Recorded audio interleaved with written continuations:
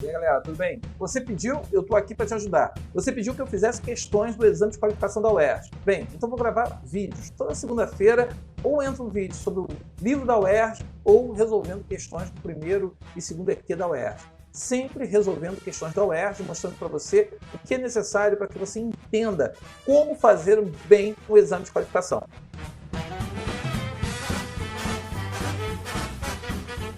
Peguei a prova de 2019, separei 4 questões em cima de um texto.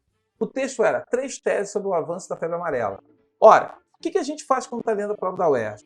Normalmente eu falo para o aluno dar uma olhada nas questões primeiro, até para poder saber o que ele tem que prestar atenção aqui na prova. Então, se você parar para pensar, por exemplo, a primeira questão que ele pede aqui, ele está dizendo, para a apresentação das teses que explicam o avanço da febre amarela, a autora recorre principalmente à seguinte estratégia.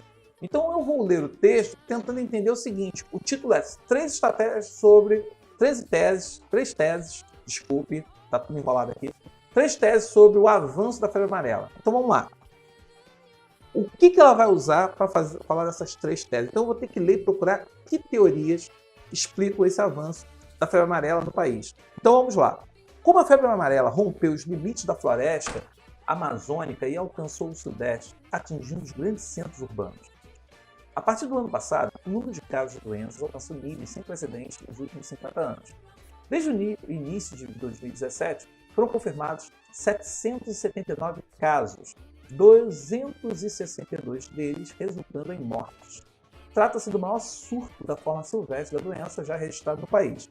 Outros 435 registros ainda estão sob investigação. Então, observe que ela apresentou aqui aquilo que vai ser o norteador do texto dela. Ela quer saber, aqui no caso, ela está tentando entender como que a febre amarela se espalhou aqui na região do Nordeste, Sudeste principalmente, e vindo da floresta amazônica, algo que seja da floresta amazônica, chegou aqui. Como entender isso? Bem, vamos lá.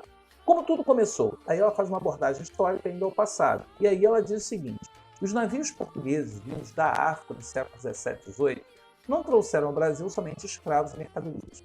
2 inimigos silenciosos vieram junto. O vírus da febre amarela e o mosquito Aedes aegypti.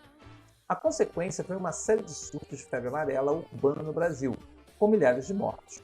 Por volta de 1940, a febre amarela urbana foi erradicada, mas o vírus migrou pelo trânsito de pessoas infectadas para as zonas de floresta na região amazônica. No início dos anos 2000, a febre amarela ressurgiu em áreas da Mata Atlântica.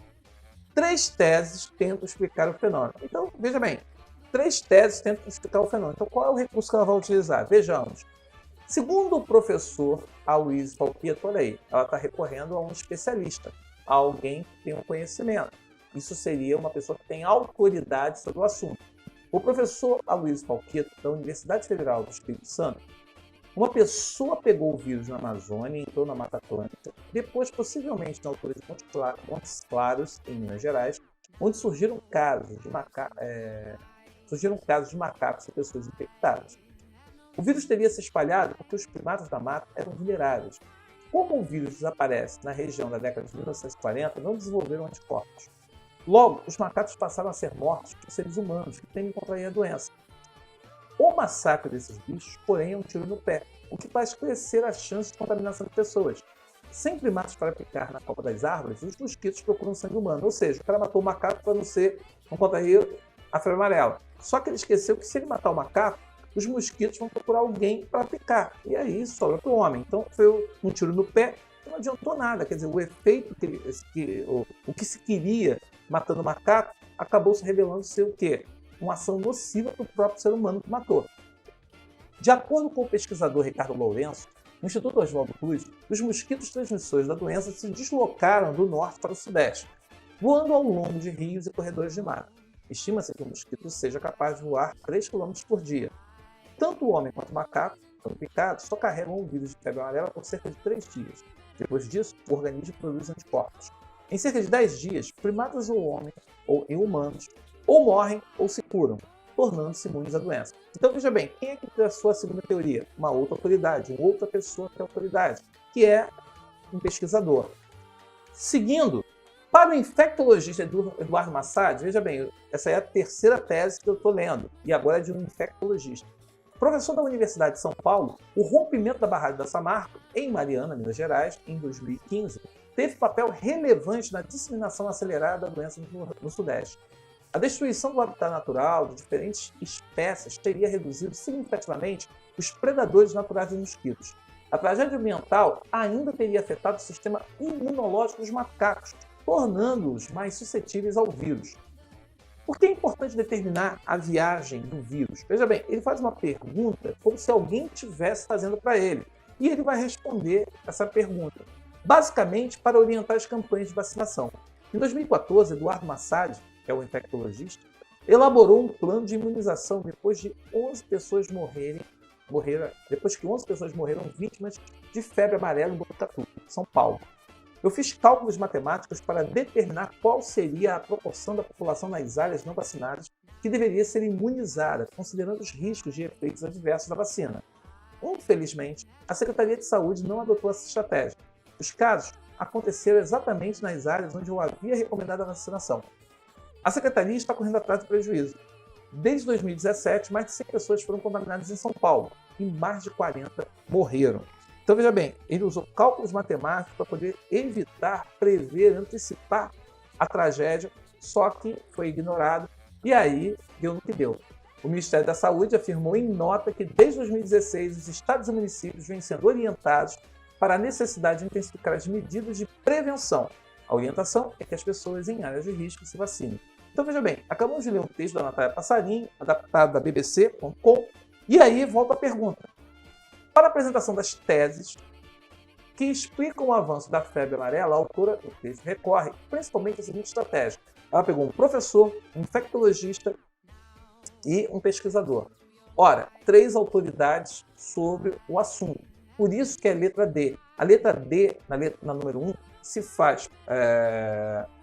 impõe por uma questão de organização do texto. Ela pegou depoimentos, falas de 3 autoridades do assunto para poder fundamentar e justificar o texto dela. Agora, muita gente fica naquela dúvida, o que é um dilema? Pessoal, quando você tem um dilema, eu estudo ou saio para a festa? Eu ajudo o pobre ou não ajudo ninguém? Você tem um dilema, você tem entre 2 ideias, entre 2 lemas, 2 ideias. Então, não é um caso de dilema. Silogismo. Pessoal, o que é silogismo? É um processo dedutivo. Toda vez que você faz um silogismo, tem uma aula disso no canal do Monteiro. Bota lá, silogismo UERJ, vai aparecer. Silogismo é um tipo de raciocínio dedutivo. Ou seja, eu tenho um argumento maior, um argumento menor, uma premissa maior, uma premissa menor, e eu gero aí, no caso, uma conclusão.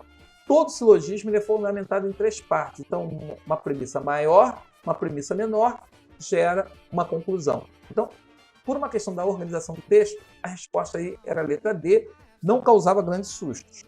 Agora, na 2, diz o seguinte, a frase que contém uma explicação do conteúdo da frase anterior está sublinhada em...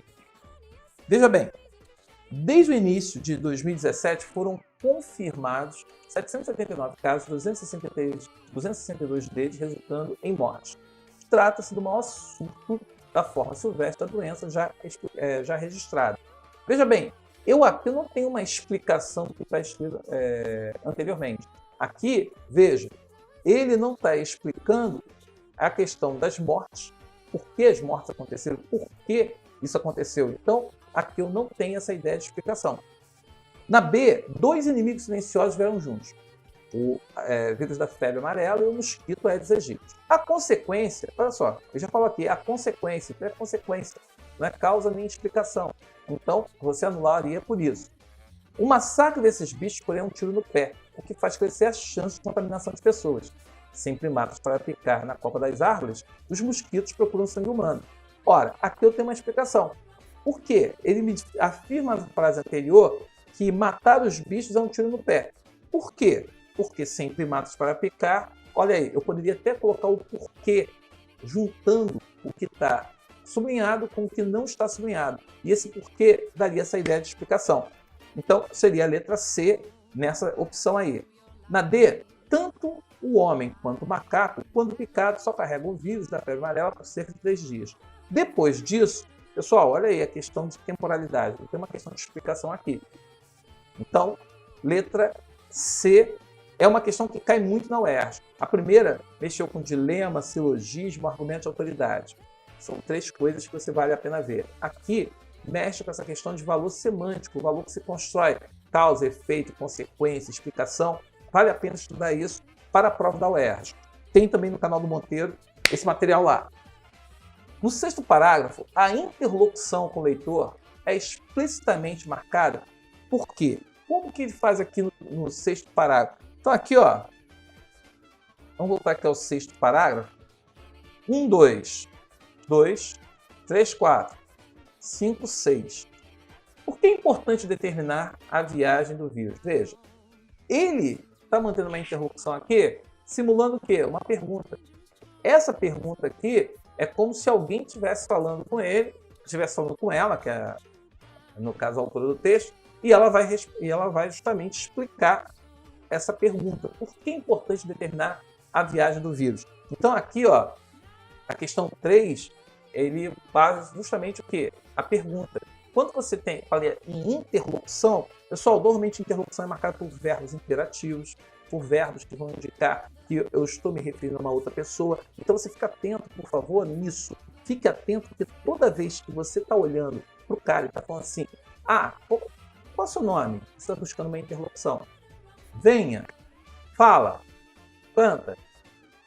Perceba, eu só usei um verbo aqui, mas o verbo já está marcando justamente o quê? Está marcando ali essa interlocução. Então a resposta da 3A é a pergunta, que é o ponto de partida do parágrafo.